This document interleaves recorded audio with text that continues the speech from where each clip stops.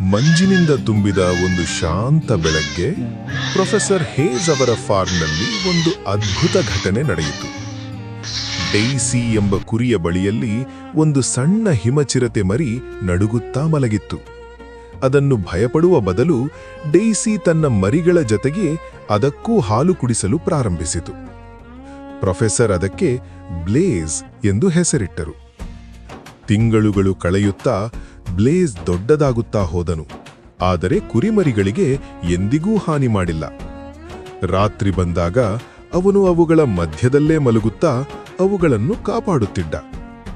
ಒಂದು ರಾತ್ರಿ ಹಸಿದ ಕಾಡು ನಾಯಿಗಳ ಗುಂಪು ಫಾರ್ಮ್ ಕಡೆಗೆ ಬಂದಾಗ ಕಣಿವೆಯೆಲ್ಲೆಡೆ ಒಂದು ಭಯಾನಕ ಗರ್ಜನೆ ಕೇಳಿಸಿತು. ಕುರಿಗಳ ಮುಂದೆ ನಿಂತಿದ್ದನು ಬ್ಲೇಜ್, ಈಗ ಒಂದು ಬಲಿಷ್ಠ ಹಿಮಚಿರತೆ.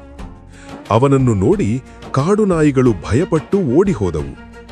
ಆ ದಿನದಿಂದ ಆ ಫಾರ್ಮ್ ಅತ್ಯಂತ ಸುರಕ್ಷಿತ ಸ್ಥಳವಾಯಿತು. ಯಾಕೆಂದರೆ ಒಂದು ಸತ್ಯ ಇದೆ: ಕುಟುಂಬ ಎಂದರೆ ರಕ್ತ ಸಂಬಂಧವಲ್ಲ. ನೀವು ಯಾರನ್ನು ಕಾಪಾಡಲು ಆಯ್ಕೆ ಮಾಡುತ್ತೀರೋ ಅದೇ ನಿಜವಾದ ಕುಟುಂಬ.